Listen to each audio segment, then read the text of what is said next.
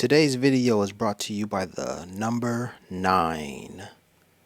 I'll explain why at the end of this video. Peace.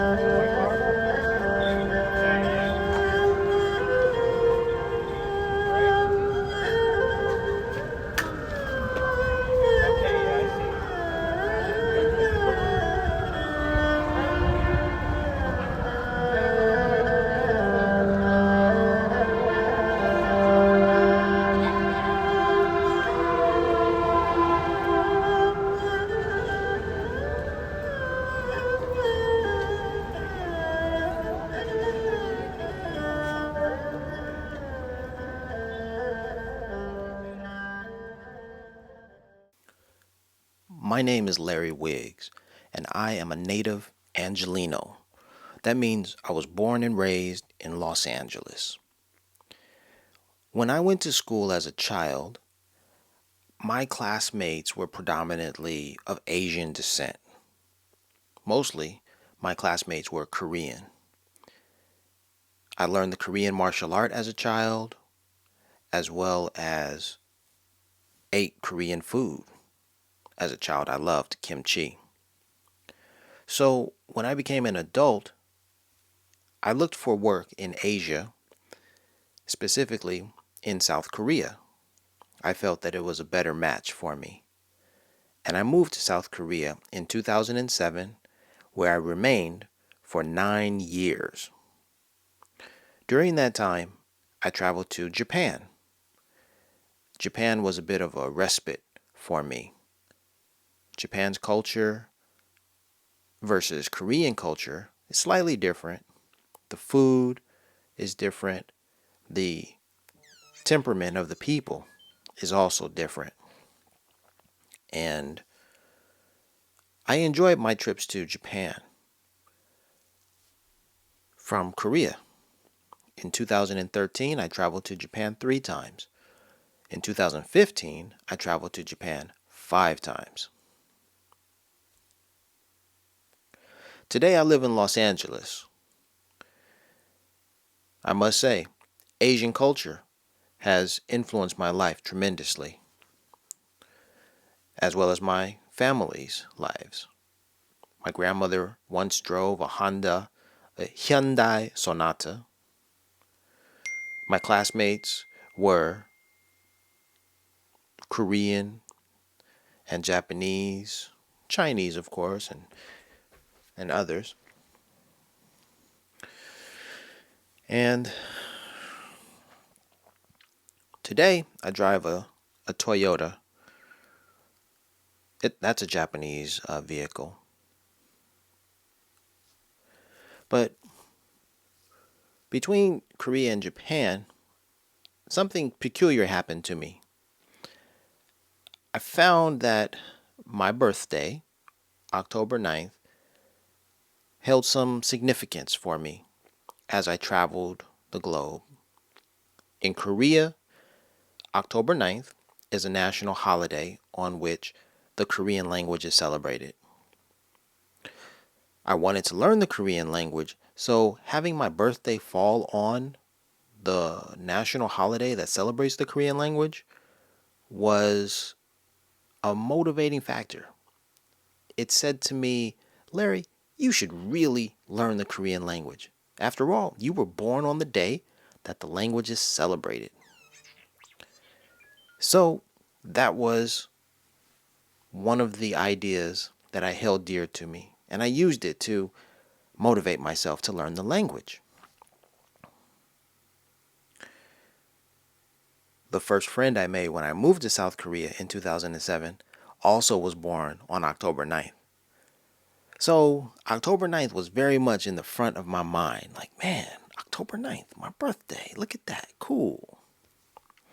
I mean, can you imagine my friend whose birthday, we shared? His name is Luke.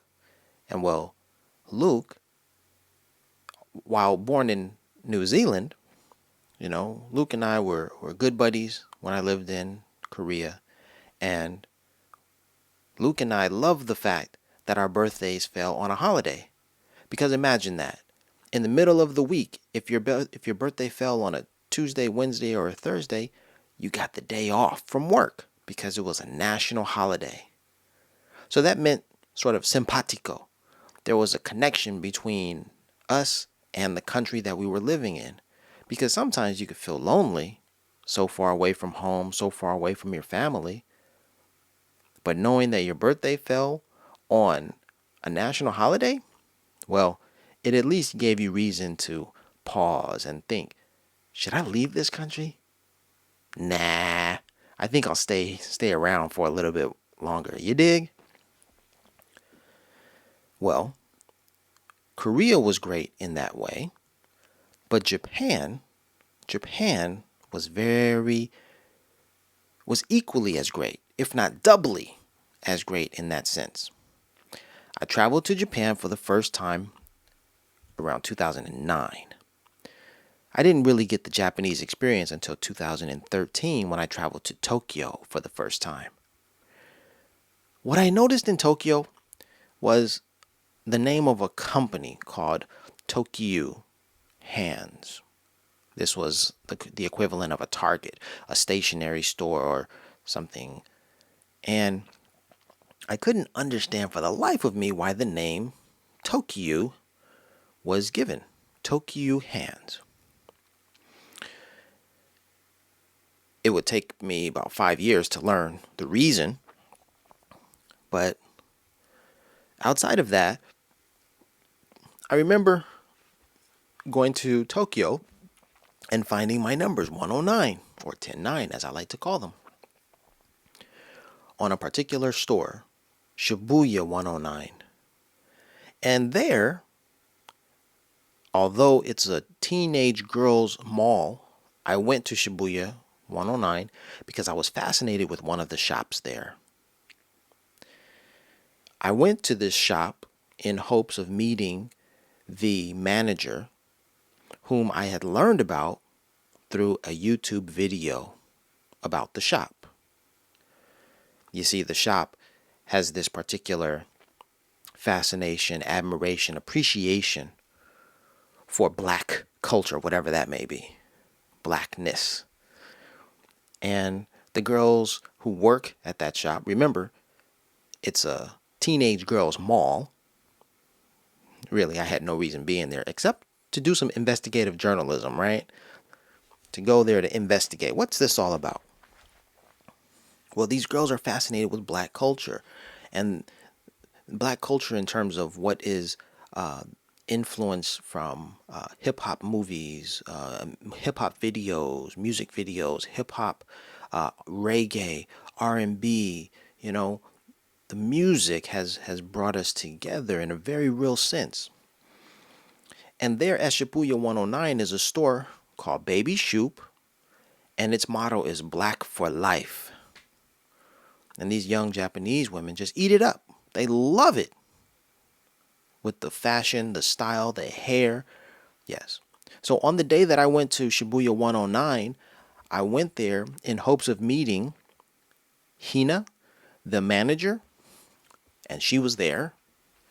I got a picture with her, and I bought a gift for my niece.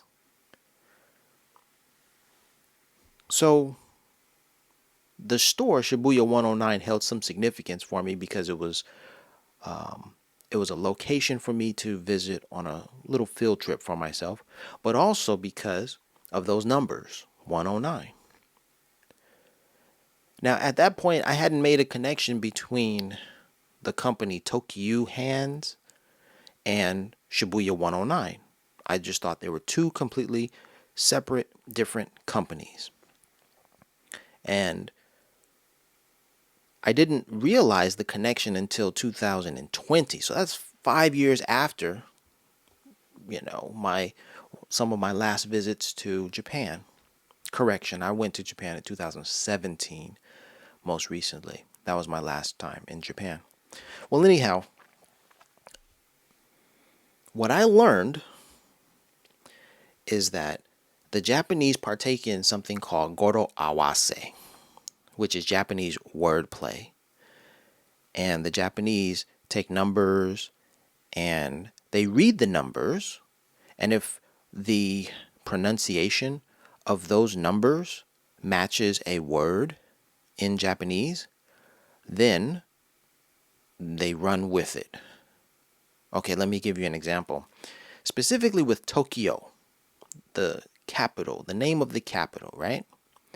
Well, Tokyo and Tokyu sound similar, except for the final consonant, the O versus the U. Well, Tokyu is the number 10, which is read as to, and the number 9, which is gyu, Tokyu. So you see, the numbers 10 and 9, if read in Japanese, sound like the name of the capital, Tokyo. Tokyu, Tokyo. And because of that similarity in syllabic pronunciation, Tokyu is a very popular wordplay. And the numbers 109 or 109 are very popular in Japan because of that wordplay, because of the similarity in sound. So that's why there's a Shibuya 109 or Shibuya 109. And that's why there's Tokyu Hands or 109 hands or 109 hands. It doesn't stop there because the company that owns Tokyu Hands is also called Tokyu Group. And so Tokyu Group is 109 hands or 109 hands, and they own many companies throughout Japan, including the railway system. So look, guys, 109 permeates Japanese culture. And I was a layman. I was an ignorant tourist walking around Tokyo. And unbeknownst to me, I was right where I needed to be. Because I was born on 109. And all around me, I saw reflections of myself. 109 here, 109 there. Shibuya 109. 109 hands over there. So I was right in pocket.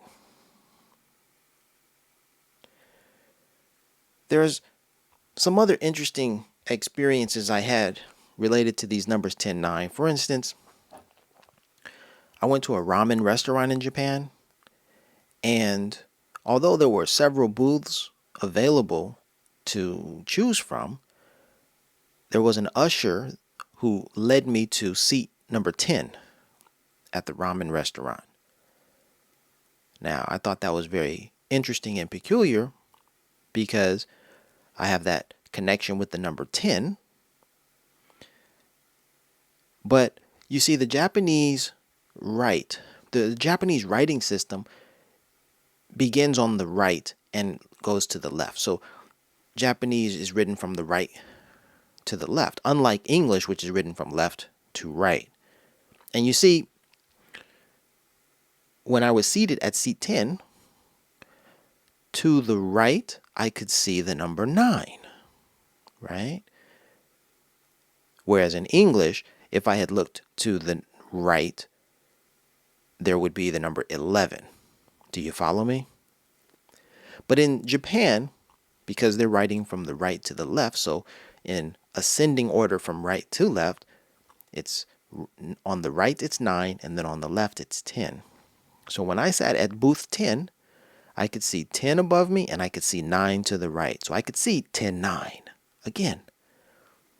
But as I mentioned, it was a very peculiar moment because I wondered, why had he chosen seat 10 for me when there were a number of seats where any of them he could have chosen for me, but he chose 10. I found that very peculiar. Now, here's the last story about my encounter with 10-9 in Japan. I was leaving Japan. And returning to South Korea. And upon returning to South Korea, my ferry number, I travel by ferry, the boat between Korea and Japan. It's a 3-hour trip, but it's very inexpensive. That's the reason why I traveled that way. The ferry number was number 10-9 or number 109. Can you believe it? So those were my experiences with 10-9 in Japan. Whether I was just walking around Tokyo, whether I was seated at a ramen restaurant, whether I was taking the ferry, 10-9 followed me everywhere. Or rather, I had these 10-9 encounters in Japan everywhere that I went. Now, I'm making it sound as if 10-9. Oh. And I also forgot. I went to the Apple store in Japan, and I even saw that all of the devices were set to the time 10:09. So there it was again, 10-9. Now I wonder if the Japanese did that because of Tokyo, because of Goro Awase, but I'm not sure. But there it was again at the Apple store. All of the devices, Apple iPads, iPad minis, iPhones, Apple Watches, you name it. They all had 10:09 on the clock setting. So I'm making this sound as if, 10-9 is really important and, but I also want to say that there was some sort of spiritual nature to this. Like I found these things because I wasn't looking for them. Mind you, I wasn't looking. I happened to encounter all that I'm describing to you. These were all encounters. I wasn't looking for it. I didn't ask to be seated at the ramen booth number 10. The usher just led me there. Now, I was looking to go into Shibuya 109 mall because I had seen that video and I was interested in Black for Life, Baby Shoop. But aside from that, I didn't even know what 109 meant at Shibuya 109. I didn't know what Tokyo Group, Tokyo Hands meant. So all of this has come to my attention and has resonated with me deeply because, again, 10-9 is my birthday. But you know what? I'm gonna play my grandfather's retelling of his experience in Japan because he tells a story about how his experience in Japan was sort of spiritually inclined, spiritually elevated. I'll let him tell it, but the point here, guys, is you must travel to Japan because there is something wildly spiritual that may happen to you, but certainly happened to me and has happened to my grandfather. May he rest in peace. All right, I'll let my granddad take it away from here. I never forget back in 1955, I was in the military, in the Army, and I spent, I think, was a month and a half in Tokyo. And I tell you that I just really, really enjoy the Japanese culture. I really do. I think they have a unique culture that I really appreciate, and I wish I can bring that to America, their culture. And the people were extremely nice and friendly while we were there in 1955, only 10 years after Hiroshima and Nagasaki. Yes. And so, but the people showed me no animosity. They're all friendly. As I said before, I love the culture. And for some reason, my friend and I were down on the Ginza one day, and I told him that this place looks so familiar to me, and I had never been there before. And I said, let's go around the corner. There's a restaurant. I know it's there that I really know about. Wow. So we walked around the corner, and there was a beautiful, quaint little restaurant. It seemed as though I'd been there in my previous life. Wow. And I said, am I resurrected Japanese? I don't know. But it just seemed that it was so surreal that I could really remember that there was a restaurant around this particular corner on the Ginza. Wow. And that's what I really appreciate. And the people there were so extremely friendly. I can never forget it. If I were to die and come back, I'm going to be a Japanese.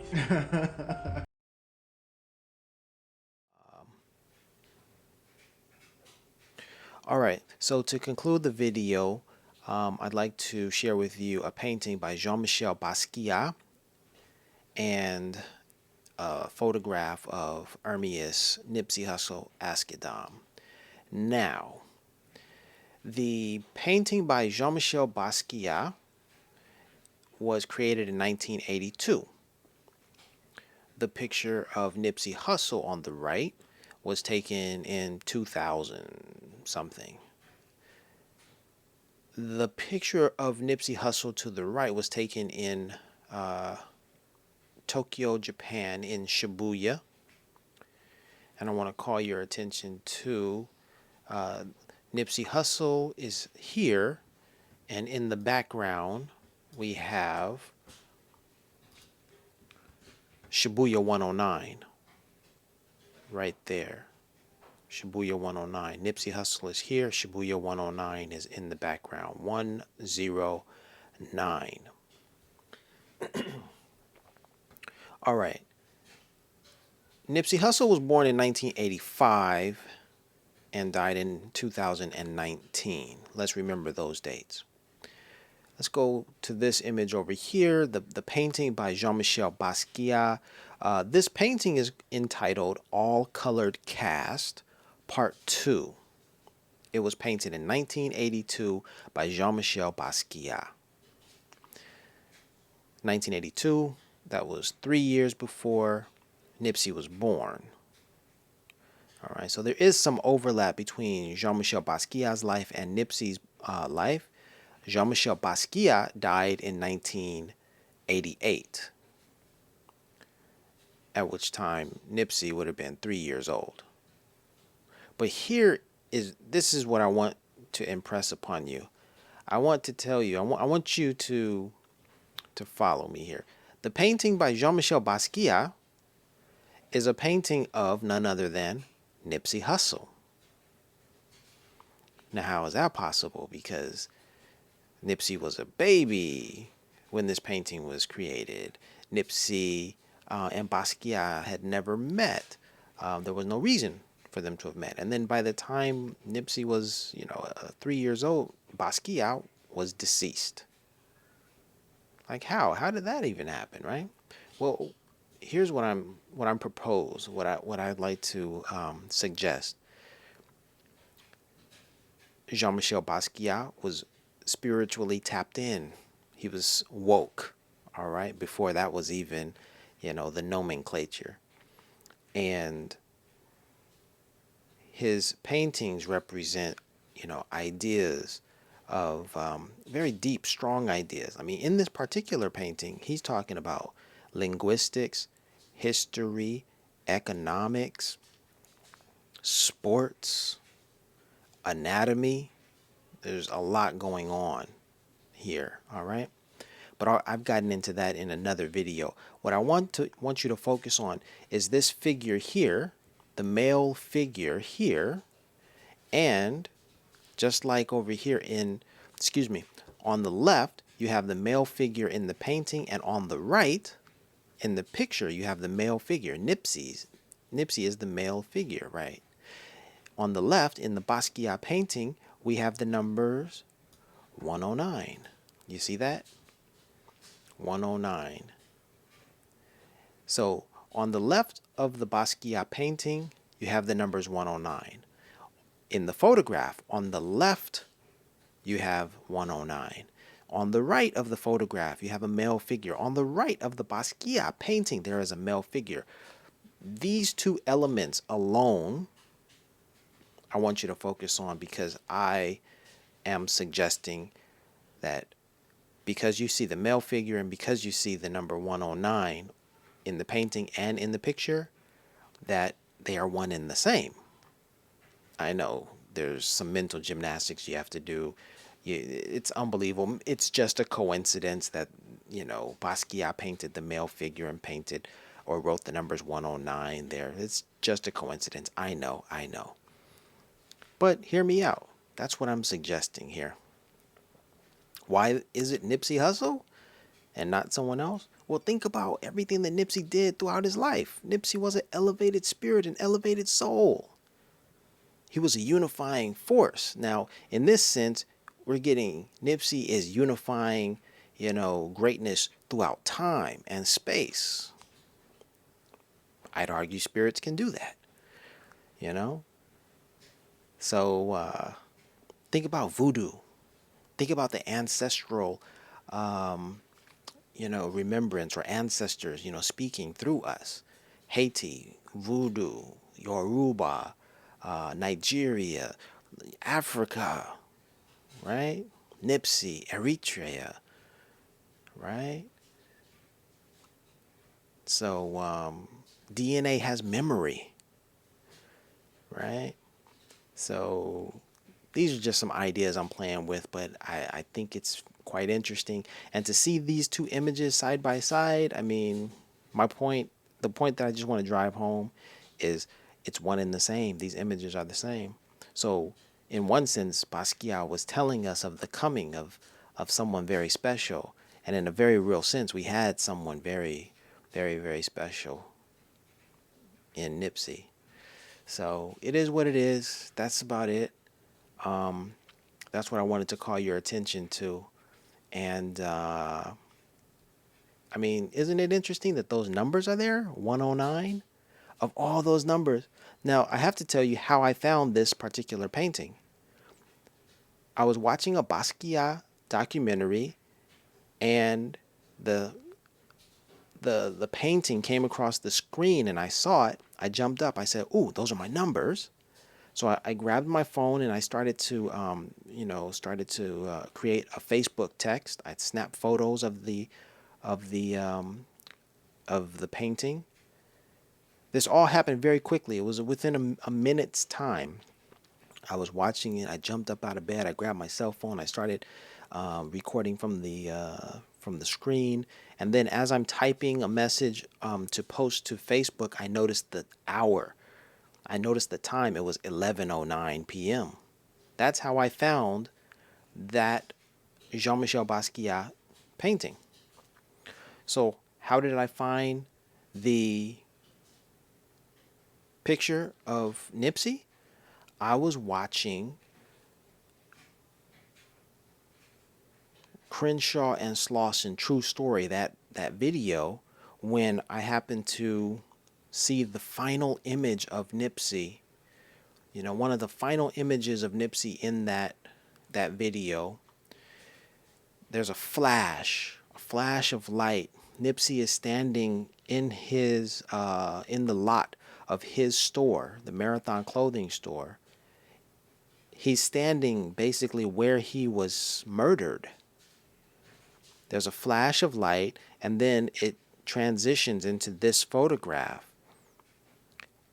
And I saw that photograph and I thought, oh my gosh, I've been talking about the numbers 109. I've been talking about Nipsey And I've been putting these two elements together, and it was when I watched that video that I was able to put those two elements together and say, see, that's what I'm talking about. Nipsey and 109. All right, let me give you some examples of 109 and Nipsey very quickly. On the day Nipsey was murdered,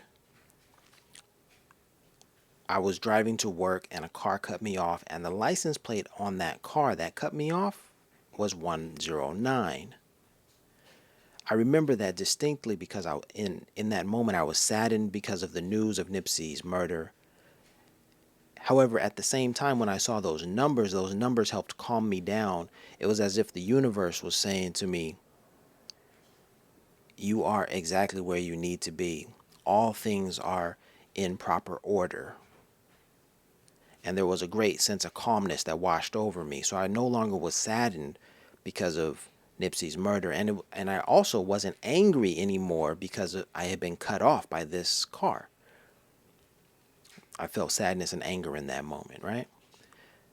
And I distinctly remember the license plate of that car reading 1090. But 109, that stuck with me. Another time when 109 and Nipsey, met. I was here in Los Angeles and I was driving, and I stopped at an intersection and I noticed the truck next to me. It was a bus, and the bus number was 109, 109. I remembered that, and I remembered those numbers and having the connections with Nipsey. But in that moment, when I saw that bus at that intersection, there was no connection to Nipsey. It was just, I remember seeing that bus there. Several hours later, same day, several hours later, I pulled up to another intersection and I noticed a car pull up behind me, pull up alongside me, and then proceed to make a left turn. And I noticed something peculiar about that car. There were white-walled wheels on that car. It was a gray car. It was long. I thought the car was a limousine, and when the car passed to make the left turn, as I was still at the intersection, it dawned on me that that was Nipsey's hearse. I know this because I did some research and I searched for the funeral procession for Nipsey, and I found the car. I found the hearse. It was the exact same Cadillac, white wall wheels, and I remember that it was the same vehicle because the license plate, the first number in the license plate was the number 7. So there I was in Los Angeles after having seen 109 hours before. Nipsey's hearse passes, or I cross paths with his hearse. So I was blown away, bugged out when that happened. And then finally, here's the last 109 or 109 Nipsey connection. If you drive down Crenshaw Boulevard today, if you approach 60th Street, there is the Crete Academy. Crete Academy had a mural painted on its playground. It's a mural of Nipsey. It's a beautiful mural. Just next to the Crete Academy, there is an apartment building. And the apartment building's address is 6109. So what I'm suggesting here is I have noticed 109 and Nipsey together, very close, very near to each other, in at least 3 particular, moments. This would be the 4th right here, seeing this image with 109 and Nipsey. So I'm suggesting that 109 is a very deep number. Very, very deep number. It's my birthday. That's why I keep talking about it. That's why I made my YouTube, podcast, blog site all about it. Nipsey And then my favorite artist, Jean-Michel Basquiat, with 109 in there too. All right, y'all. I'm going to leave it at that. Thanks for watching. Oh, and I do have a video. I do have the music video that I made, a creative expression of my favorite song with Nipsey in it. Or rather, my favorite song of Nipsey's. One of my favorite songs of Nipsey's, Face the World, from the Crenshaw album. And what I love about that song is that in that song, Nipsey mentions Jean-Michel Basquiat. So, trip off of all of that, y'all. Isn't that very trippy? If nothing else, that's really bizarre, right? All right. That's it. Peace and blessings.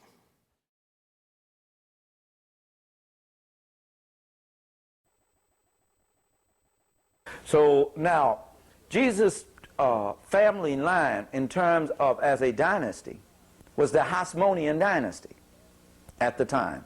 And their symbol of their household was a panther, a black panther. Did you see yourself? What? Of course I did. Because that's you. I mean, man, listen, that's why you. That's why it affected me like that, because I'm like, damn, you know, whoever wrote this, and obviously we know who wrote it, but I'm like, this dude, man, you know, he spoke to some real shit, because my dad is from Africa, but I was raised in South Central LA. Well, dreams seem to die. Yeah.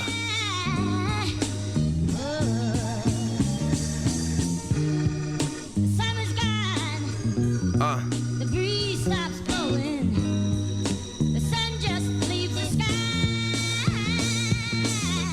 Yeah, this your life, you can play with it.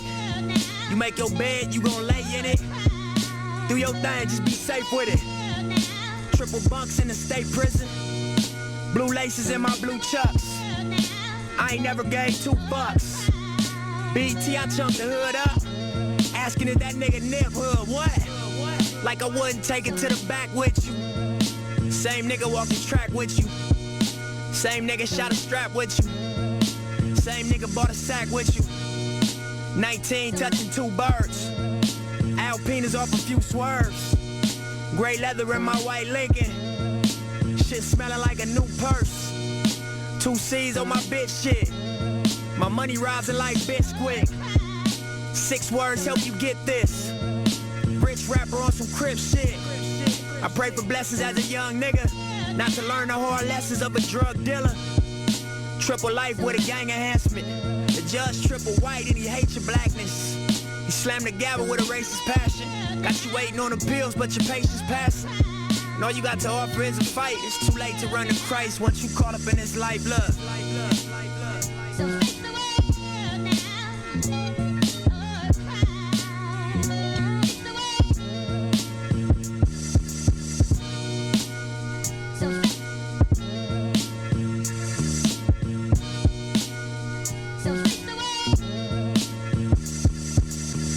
Look, don't cry tears, they don't fly here. And if you don't die here, you supposed to fly leers. 365 here is like a dog year. No wonder why these niggas 20 and got white hairs. Stressing like they 40 and some change. Slowly in this game, all my homies is in pain. And Brody is the slang, but it don't mean he your brother. It don't mean you can trust him. It don't mean that he love you. And we was raised wrong, but we stayed strong. And when we kept it real, we got faked on. And when we showed up, we got flaked on. But why them niggas story getting cake homes? I bet my life I'm a dice shaker. Electric lights on a skyscraper. It's up and downs for a real nigga. But you'll be lame all your life, hater. Mac 10 in my black Benz. Show me signals of betrayal, can't be back friends.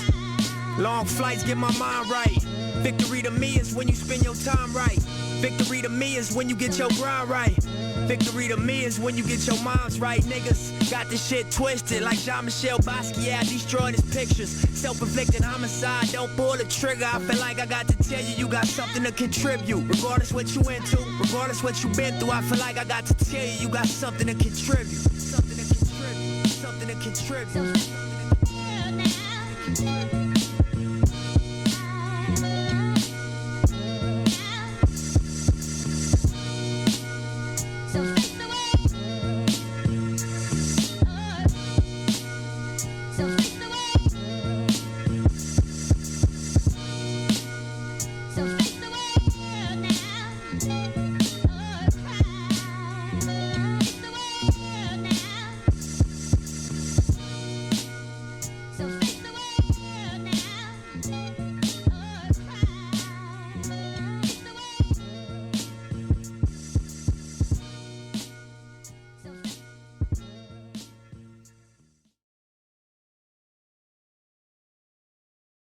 as promised, I'm going to explain why the number 9 is significant, or rather, why this video was brought to you by the number 9. So I filmed this video today in Little Tokyo here in Los Angeles, in downtown Los Angeles, and I went to the ramen restaurant to have a bite to eat. Well, it was at the ramen restaurant where I sat down very much in the same manner as I did in Japan. Remember, in Japan, I went to the ramen restaurant and I was ushered to seat number 10. Well, I went to Ramen Yamadaya, and I sat down at table number 9, where I ate my meal. So that's why the video is brought to you by number 9.